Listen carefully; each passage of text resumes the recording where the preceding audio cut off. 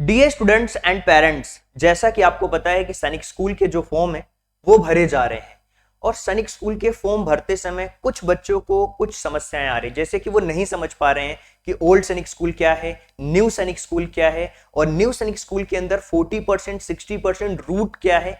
इससे पहले मैंने ऑलरेडी आपको वीडियो के अंदर बता दिया था जब नोटिफिकेशन आया था तभी कि लास्ट डेट क्या है, फॉर्म कैसे फिल करना है और इसके अलावा उसमें एज क्राइटेरिया क्या है, सिलेबस के बारे में कंप्लीट हमने डिटेल्ड में एक वीडियो आपको दी थी। आज हम डाउट क्लियर कर रहे हैं उन सभी बच्चों का जिनको ये सिलेक्ट करने में प्रॉब्लम आ रही है कि हमें न्यू सैनिक स्कूल ऑप्ट करना है या ओल्ड सैनिक स्कूल हमें सिलेक्ट करना है या इसके अलावा 60% 40% ये जो रूट है इसका क्या मतलब है। चलिए डिटेल्ड में समझते हैं। नोट डाउन कर लेना आप अपनी कॉपी के अंदर सारी चीजों को और एक बिल्कुल एक टेबल के फॉर्मेट में सारे डाउट्स आपके मैं क्लियर करने वाला हूं। तो इस स्लाइड को देखिए और कंप्लीटली इस स्लाइड में ना सारी डिटेल्स हैं, आप चाहो तो नोट डाउन भी कर सकते हो, एक बार स्क्रीनशॉट ले लो और यही मैं आपको क्लियर करके समझाने वाला हूं। देखिए अगर आपको बातें समझने में अगर प्रॉब्लम हो रही है तो सबसे पहले समझो कि यार सैनिक स्कूल के है ना दो टाइप हो चुके हैं। पहला एक है आपका ओल्ड सैनिक स्कूल और दूसरा है न्यू सैनिक स्कूल। और जैसा कि आपको पता है कि जो हमारे ओल्ड सैनिक स्कूल है उसके अंदर 33 जो कि फुली गवर्नमेंट उनको कंट्रोल करती है और जो नए सैनिक स्कूल है क्योंकि गवर्नमेंट का टारगेट है भैया कि हमें 100 सैनिक स्कूल करने हैं, गवर्नमेंट बना नहीं पा रही है तो वो पीपीपी मॉडल पे आ रही है, यानी कि पब्लिक प्राइवेट पार्टनरशिप। जो बड़े बड़े स्कूल्स हैं जो प्राइवेट्स हैं उन पीपीपी मॉडल के अंदर उनको इंक्लूड किया जा रहा है और जिनको नाम दिया गया न्यू सैनिक स्कूल। करेक्ट। अब ये पीपीपी मॉडल पे हैं जिसमें कि जो सैनिक स्कूल के करिकुलम से वो फॉलो किए जाएंगे। सैनिक स्कूल का जो करिकुलम है वो इस साल से नए सैनिक स्कूल में भी फॉलो किए जाएंगे, बट एक कंडीशन। देखिए प्लान है गवर्नमेंट का 100 सैनिक स्कूल भाई करना है, डेवलप करना है। गवर्नमेंट डेवलप तो कर नहीं पा रही सैनिक स्कूल, तो जो ऑलरेडी डेवलप्ड है उनके अंदर ये करिकुलम एड ऑन किए जा रहे हैं। अब देखिए जो एडमिशन चाहे वो न्यू सैनिक स्कूल हो चाहे वो ओल्ड सैनिक स्कूल हो वो होगा आपके एग्जाम्स के थ्रू ही। और एग्जाम्स जैसा कि आपको पता है कि ऑल इंडिया सैनिक स्कूल एंट्रेंस एग्जाम जो होता है उसी के थ्रू ही, चाहे वो ओल्ड हो चाहे वो न्यू हो, दोनों में एडमिशन के लिए एक क्राइटेरिया तो है, एग्जाम्स तो आपको पास करना ही पड़ेगा।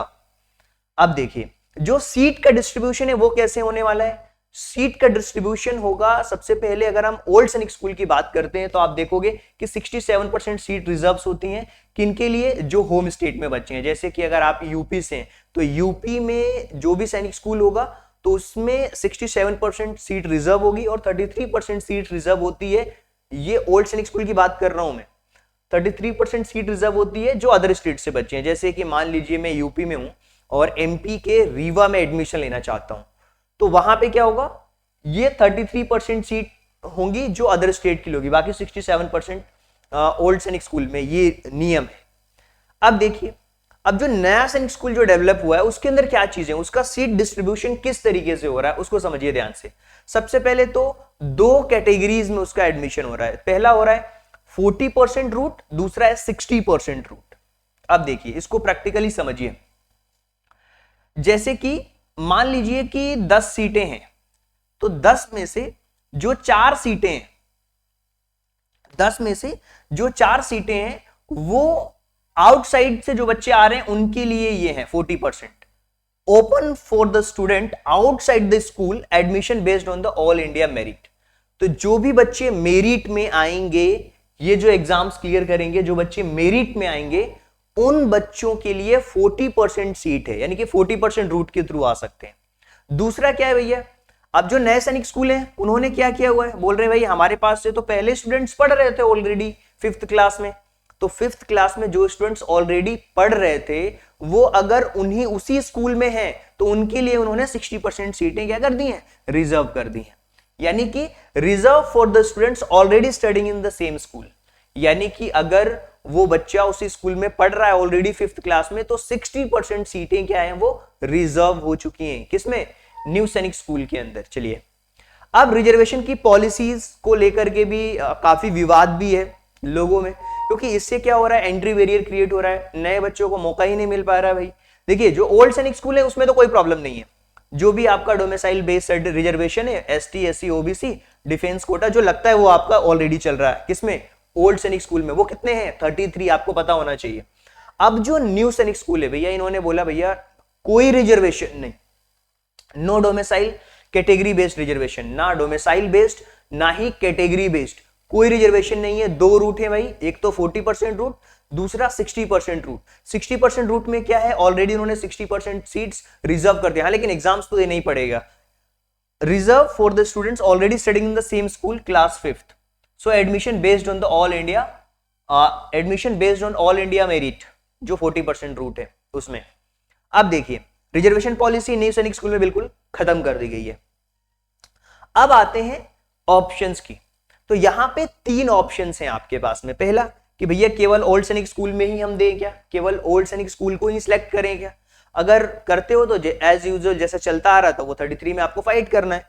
दूसरा न्यू सैनिक स्कूल में क्या है, दो आपके पास में ऑप्शन है कि 40% और 60% रूट को आप सिलेक्ट कर सकते हो, इसमें 40 और 60 रूट्स आप सिलेक्ट कर सकते हो। अब देखिए apply for the both old and new सैनिक स्कूल मल्टीपल कॉम्बिनेशंस के थ्रू आप कर सकते हो। देखिए ये ऑप्शन है आपके पास में, या तो आप ओल्ड पे जा सकते हो, या आप न्यू पे जा सकते हो, या फिर ओल्ड प्लस न्यू दोनों पे जा सकते हो। तो ये सारी चीजें हैं एप्लीकेशंस में, ये आप ऑप्शंस हैं। इसके अलावा मेरिट लिस्ट किस तरीके से प्रिपेयर होगी, देखिए all India merit list only old सैनिक स्कूल में, और यहां पे देखिए अब जो न्यू सैनिक स्कूल है उसमें एक कह सकते हो कि एक लूप होल कहा जा सकता है कि हाँ एक तरीके से एंट्री बैरियर क्रिएट हो रहा है। वो क्या चीज हो सकती है, देखिए सेपरेट मेरिट लिस्ट बनेगी, एक तो स्कूल लेवल पे जिसमें क्या है वो 60% भैया इन्होंने अपने लिए रिजर्व कर रखा है, 40% पे छोड़ दिया है, बाकी भैया 10 में से 4 सीटों के लिए आप फाइट करते रहो, कोई दिक्कत नहीं है। देखिए तो एक स्टूडेंट ए है, एक स्टूडेंट बी है, एक वो अप्लाई कर सकता है जो कि specific broader eligibility across the school. अब देखिए ये जो है 40%, ये तो एक तरीके से ओपन फाइट है 40%, लेकिन 60% में क्या है, ये एक मेरिट लिस्ट बनाएंगे स्कूल लेवल पे और एक ऑल इंडिया लेवल पे। तो जो ऑल इंडिया लेवल पे जो लिस्ट बनेगी उसी लिस्ट में से वो सिलेक्ट करेंगे वो 40% स्टूडेंट्स को। यानी कि मैंने आपको क्या बताया, देखिए ओल्ड सैनिक स्कूल में कोई दिक्कत नहीं है, जो न्यू सैनिक स्कूल है ना, न्यू सैनिक स्कूल अब इन्होंने क्या कर दिया, एक तो 40% रूट और दूसरा 60% रूट। तो ये दो लिस्ट बना रहे हैं, एक ऑल इंडिया लेवल पे और एक अपने स्कूल लेवल पे। क्लियर है? तो जो ऑल इंडिया लेवल पे है ना, ऑलरेडी ऑल इंडिया लेवल पे उसमें क्या हो रहा है कि वो 40% में फाइट करवा रहे हैं, और बाकी जो 60% रूट वो अपने स्कूल लेवल पे वो लिस्ट बन रही है। सिंपल सी बात है, मतलब आप ये मान के चलो कि न्यू सैनिक स्कूल में आपको 40% में फाइट करना है। एक सिंपल सा अपने माइंड में ये माइंड मेकअप करके चलो। क्लियर है? 60% सीट है ही नहीं मेरे लिए, ये मान के चलो। अगर आप अदर स्टेट में हो या उस सेम स्कूल में नहीं हो तो सिंपल से ये मान के चलो। अब बहुत सारे पेरेंट्स का डाउट है कि सर हम क्या करें, क्या ऑप्शन सिलेक्ट करना चाहिए। देखिए मैं आपको बताता हूं क्या ऑप्शन सिलेक्ट करना चाहिए। ओल्ड सैनिक स्कूल को आप प्रेफरेंस दो, कोई दिक्कत नहीं, नो इश्यू, क्योंकि वहां पे ज्यादातर चीजें ठीक है, कोई दिक्कत नहीं है। अब जो न्यू सैनिक स्कूल है ना, उसके लिए मैं आपको एक ऑप्शंस बता रहा हूं, आपको क्या करना है, आप उसको है ना ऑप्शंस में लेके चलो साथ में। देखिए मैं ये कहूंगा कि आप दोनों ऑप्शन सेलेक्ट करो, एक तो ओल्ड सैनिक स्कूल प्लस न्यू सैनिक स्कूल। इससे क्या होगा, आपके एडमिशन के चांसेस इंक्रीज हो सकते हैं। अगर ओल्ड सैनिक स्कूल में हो जाता है वेल एंड गुड, बहुत बढ़िया, कोई दिक्कत ही नहीं है।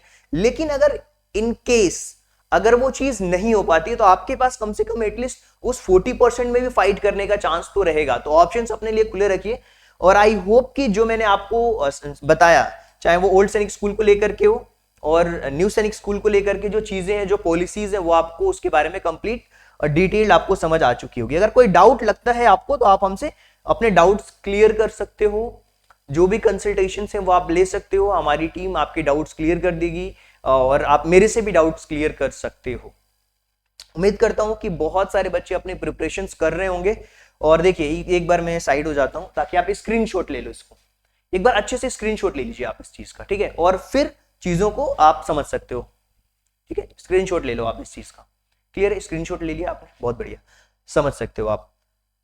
अब बात कर लेते हैं हम अपने मेंटरशिप प्रोग्राम्स की। देखिए सबसे पहली क्या चीज है, आप है ना जो भी कोई डाउट लगता है ना, आप इस नंबर पे कॉल करिए। कॉल अगर पिक नहीं होता है तो व्हाट्सएप करिए, व्हाट्सएप में पूछ सकते हैं, ऑप्शन समझ नहीं आ रहा है, कोई डाउट है, फॉर्म फिल करने को लेके कोई डाउट है, आप बिल्कुल इस नंबर पे कॉल कर सकते हो। इसके अलावा हम मेंटोरशिप प्रोग्राम भी देते हैं। देखिए हमारा जो ये कॉन्सेप्ट है ना बिल्कुल यूनिक है।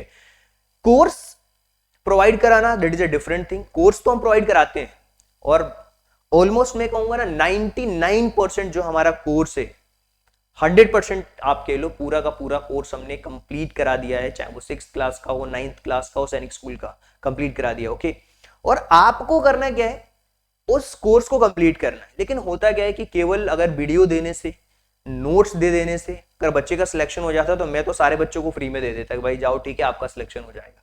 लेकिन होता क्या है ना, वहां पे हमें एक मेंटोर की जरूरत पड़ती है। और मेंटोर का क्या काम होता है, मेंटोर का काम होता है आपके डाउट्स क्लियर करें। जैसे कि बहुत सारे बच्चों के कॉल आए, सर हम क्या सिलेक्ट करें क्या नहीं सिलेक्ट करें। जो बच्चे 5th में थे, 5th में नहीं कर पाए थे, वो 9th क्लास के लिए प्रिपेयर कर रहे हैं। मुझे बहुत अच्छा लग रहा है आप लगे हुए हो, और सिलेक्शन तो हम लेकर के रहेंगे। हम मेंटोरशिप में क्या करते हैं, सिलेबस का एनालिसिस कराते हैं। केवल मेंटोरशिप हम सैनिक school, Navodaya school, RMS, CHS इसके लिए नहीं देते, बोर्ड एग्जाम्स के लिए भी। इसके अलावा ये सारे स्कूल्स कवर कराते हैं। 1-to-1 मेंटोरशिप होती है, मतलब बच्चे से 1-to-1 बात करता हूं मैं, क्योंकि हर एक बच्चे की प्रॉब्लम अलग है, हर एक बच्चे का जो समझने का तरीका है वो अलग है। हर बच्चे के लिए हम एक अलग प्लान बनाते हैं। किसी कोई बच्चा मैथ्स में बहुत अच्छा है तो इंग्लिश उसकी वीक है, कोई बच्चा रीजनिंग में बहुत अच्छा है तो हिंदी उसको समझ नहीं आती, बिकॉज वो पहले से इंग्लिश मीडियम से पढ़ रहा है। तो हर बच्चे की जो प्रॉब्लम है ना, सबसे पहले हम उस पर काम करते हैं, और उसके लिए ही है ये मेंटोरशिप प्रोग्राम। और यहाँ पे हम पर डे बेसिस पे टास्क देते हैं, वीकली आपके साथ में बैठते हैं, बात करते हैं कितना सिलेबस कंप्लीट होगा, कितना बाकी है, एक गाइडेंस की तरह काम करते हैं। और अगर आपको मेंटोरशिप लेनी है तो आप इस नंबर पे कॉल करके हमसे जुड़ सकते हो और 1-to-1 मेंटोरशिप ले सकते हो। कुछ ही सीट खाली है मेंटोरशिप के लिए, क्योंकि देखिए मैं 500-600 बच्चों को एक बार मेंटोरशिप नहीं दे पाऊंगा, मेरे पास भी लिमिटेड टाइम है। तो अगर आप जुड़ना चाहते हैं जुड़ सकते हो, आप हमारे साथ में कॉल करके आप सारी डिटेल ले सकते हो। इसमें हम सिलेबस का एनालिसिस कराते हैं, वीकली टेस्ट आपका हम लेते हैं, डाउट क्लियर करते हैं, डेली आपके जो टास्क प्लान होते हैं वो डिसाइड होते हैं, डे वाइज आपकी ट्रैकिंग होती है, और वीकली आपकी जो पोजीशन से रैंक की वो डिसाइड होती है। तो आई होप कि आपको सारी बातें समझ आ गई होंगी। ओके, अगर कोई डाउट रहता है तो आप कमेंट करना। मिलते हैं हम अब अगले वीडियो लेक्चर्स में, अपनी क्लासेस के अंदर मिलेंगे। ओके, इन्फॉर्मेशन मैंने दे दी है। So thank you so much and thanks for giving your precious time at the last. God bless you, thank you so much.